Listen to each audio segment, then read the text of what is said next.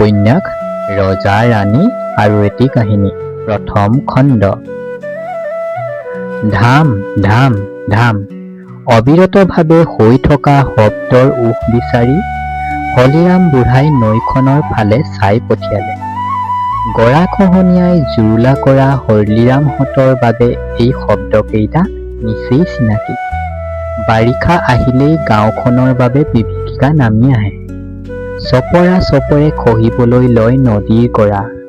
সিহঁতৰ কচুৱনী গাঁওখনৰ দৰে ৰহমৰীয়াৰ প্ৰায় ৭০খন গাঁৱৰ ৰাইজক এই গৰাখহনীয়াই জুলুকা জুলুকে পানী খুৱাই আহিছে। আগতে অৱশ্যে তেনে নাছিল।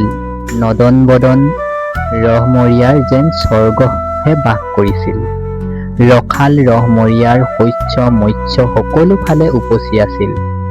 কিন্তু ১৯৫০ চনৰ ১৫ আগষ্টৰ সেই বৰ ভূমিকম্পত ভয়ানক ধ্বংসলীলাত ৰহমৰীয়াৰ ৰং ৰূপ সলনি হৈ পৰিল।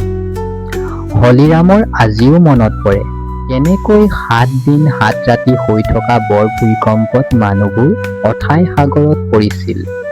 জীৱ-জন্তুৰ বিলাই বিপত্তি হৈছিল। নদীত মাছবোৰ উপঙি উঠিছিল আৰু সিহঁতৰ ঘৰবোৰৰ তথৈবচ অৱস্থা হৈছিল। কথাবোৰ ভাবি থাকোঁতেই হঠাৎ মোহন বুঢ়াৰ মাতত হলিৰামৰ তন্ময়তা ভাগিল। হেৰৌ হলি। মোহন বুঢ়াই হলিৰামক হলি বুলিয়েই মাতে। দুয়ো কাণ সমনীয়া যে সেই সূত্ৰে। কিনো ভেবা লাগি বহি আছ? নদীৰ গৰা আকৌ খহিছে, তই গম নাপাৱ হবলা?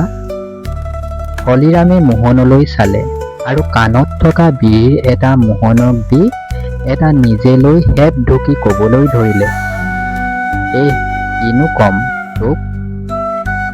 এই নৈখনৰ কথাকে ভাবি আছিলো। চাচোন কি দিন কি হৈ গল।